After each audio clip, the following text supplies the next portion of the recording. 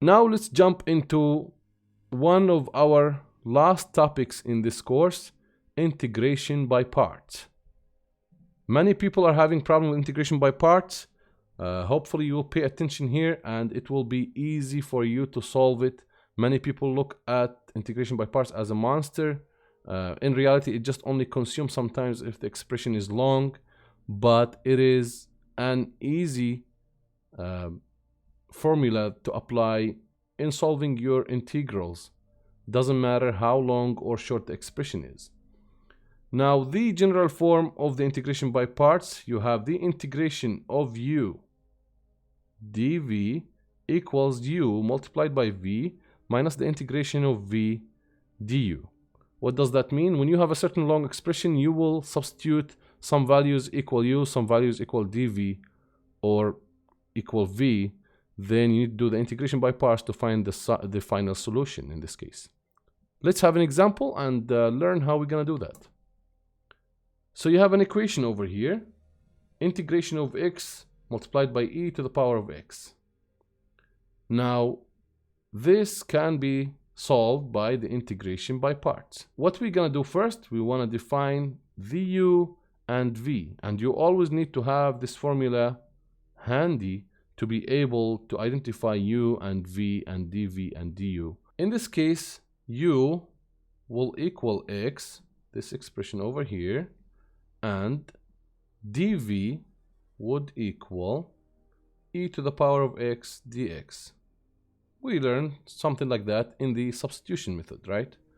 So u equal x, dv equal e to the power of x dx. Now we have the integration of u dv, remember, equals u multiplied by v minus the integration of v du.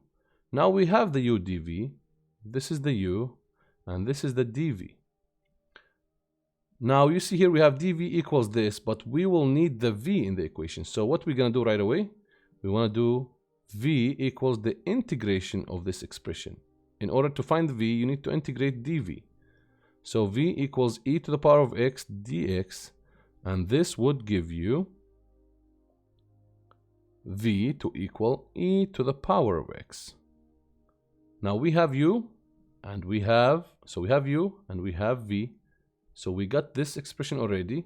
The integration of u dv equals u and v, we have it, minus the integration of v du. So we're gonna need the du. So we have the v again. We're gonna need the du. What we're gonna do? We integrate u equals x, then du, I mean the derivation of the u would give you the du equals, what's the derivation of x? That's 1. Now we're ready to substitute all the values. So we can say the integration of u, what is the u? That's x. dv is e to the power of x dx. So that's our question over here, would equal u multiplied by v. u is x and v is e to the power of x, minus the integration of v. What is the v? E to the power of x du. What's the du? That's 1, of course here dx, right? That's 1 dx. Usually we don't put the 1, so that's the integration of e to the power of x dx. See what happened here with the author? X to the e to the power of x dx equals x multiplied by e to the power of x minus the integration of e to the power of x dx. That represents the du. So remember, when you have u equals x, then if you want to do the u prime, so that's the du equals, what's the derivation of x? That's 1, but you still need to put dx because you're not putting du over dx. So dx should be on the other side of the equation. Hopefully that's clear for you. Let's move on. So how to use the integration by parts? If you had no success using the substitution, then you try the integration by parts. So you do substitution, but it's too complicated or you're not landing any final answer, then you will jump into, you would say that must be an integration by parts problem. Then you use integration by parts when the integral in the form of one function multiplied by the other function. So how to identify it's an integration by parts problem? Usually there is one function multiplied by another function relative to dx. then you start to look at the integration of u dv. Does it look, you start to try to let it look like u dv by assuming like this one is u and this one is dv, and do the needed derivations and integrations in order to do the integration by parts. If you look at it in this simplified way, then it will be easier for you to solve any integration by parts problem. Another example, you have a function multiplied by another function. What you're gonna do here, you're gonna assume this as a u and this expression as dv. Remember, in the square root, you always make it look in the form of a power. So u equal x, dv equal 5x plus 1 to the power of 1 over 2 dx. Now, what is the du? That equals dx because the derivation of x is 1. Now, what is the v? That's the integration of the dv. So you integrate dv, integrate the other side, so you get the v equals this expression. In this case, we ignore the c of integration, the constant of integration, because we're gonna add it later after we find the final solution for this integration. And you move on. So there's a catch over here. So we have substitution in order to integrate the dv. That's what you got, equals 1 over 5 dx. Now we substitute again the 5x plus 1. So we do substitution here to be able to find the final integral for the integration by parts. Doing that, v will equal this value. Then you go back to your initial integration by part formula and you plug in the u dv that you just found. That equals u multiplied by v minus the integration of v du. It's as simple as that. The integration of u dv equals uv minus integration of v du. When you go to the v, you want to integrate it from dv into v, then you found that you need a substitution as well, or an integration by parts, as we're going to see in a second. Then that's fine. You just do the substitution. It will be a longer process. When you have the final answer, plug it in back into the v value or into the integration of the dv, and you should be good to go. And you land your final answer. I suggest on you take it step by step and try to go through that solution, because it's considered an intermediate, or maybe sometimes it reaches into a hard level of an integration by part example over here. But it's easy, as I told you. Just plug in the numbers, substitute into the integration by part equation, do another substitutions if needed in order to find each part of the integration by part equation, and you should be good to go. Let's look at an example that many people would be scared of. Some people see this problem as confusing and as scary as this dinosaur. So he's telling you evaluate the integration from 0 to 7 of x squared multiplied by e to the power minus x. You have two functions multiplied by each other. Most likely it's an integration by parts problem.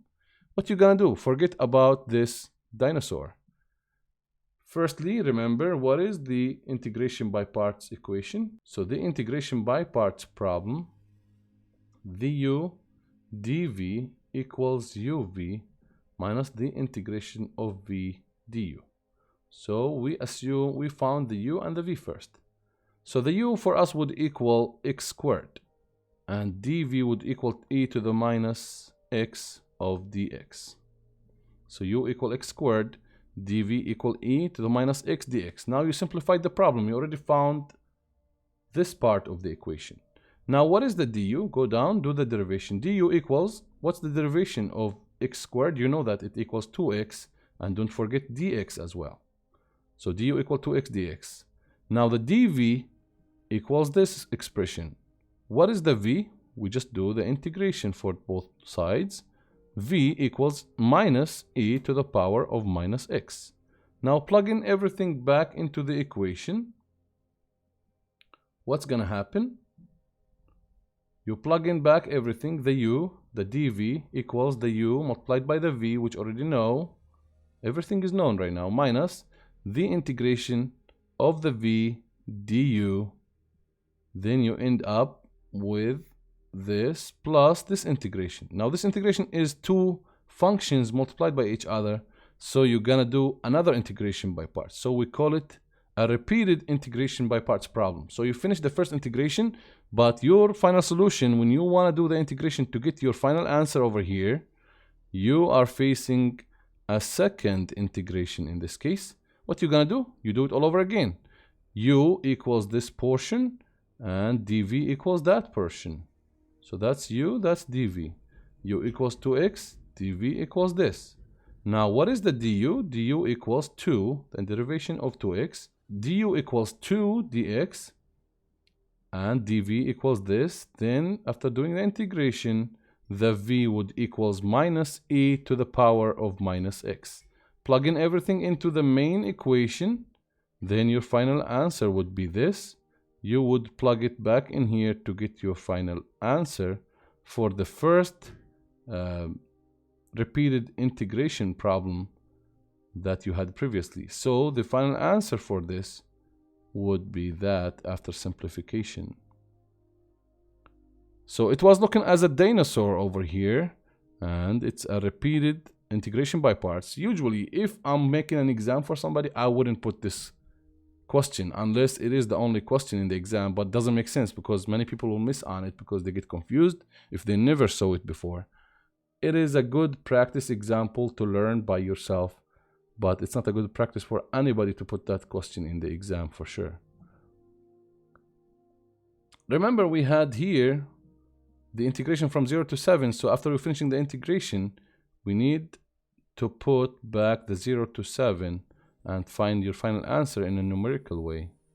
But that's not important. The important is how to do the repeated integration by parts effectively, and with simplification and taking things piece by piece while following the integration by parts main equation, then that dinosaur would start to look like this cat with no problem at all. Hopefully that's not confusing for you. Hopefully you are mastering this. If you feel you're still weak with this point, I'll try my best to give you more examples on how to train yourself by the repeated integration by parts, but it's not a major issue. Don't spend so much time on it. Know how to do it, but don't spend so much time on it. The concept in here. And you can as well look up online and solve some easier examples for the repeated integration by parts to familiarize yourself more with the topic. Now, integration using tables, we have a set of tables that the scientist made for us. We can look at the problem of integration in front of us and see which table form is looking like this problem. Then you can solve your integration as easy as that. So you compare the equation with the table, then you substitute the variables and constants into that equation, then you simplify your answer as needed. Optional step is to check your solution by doing a derivation or a differentiation for the final answer and make sure it looks like the problem being given. So you have all sorts of forms for integration that have already a generalized solution that you can plug in your constants, plug in your values to find your final answer for integration. You have another set here, another set here. We will take one example now on that, on how to use it. You have the integration of dx over x multiplied by 3 minus x. Now the integration, if you go back to the table to see which one looks like this integration. So here we have equation number 20. 1 over x multiplied by a constant a plus bx dx. We can take this equation, put it on the side, so we can use it as a reference. Now we can identify variables and constants. What is the a in here? It is 3 plus bx, b here is minus 1. So a is 3, b is minus 1, dx, that the answer would be 1 over a. So 1 over 3 ln the x over the a plus bx, which is minus 1x or minus x. And that's it. You get your final answer in a simplified way using the table and the general form.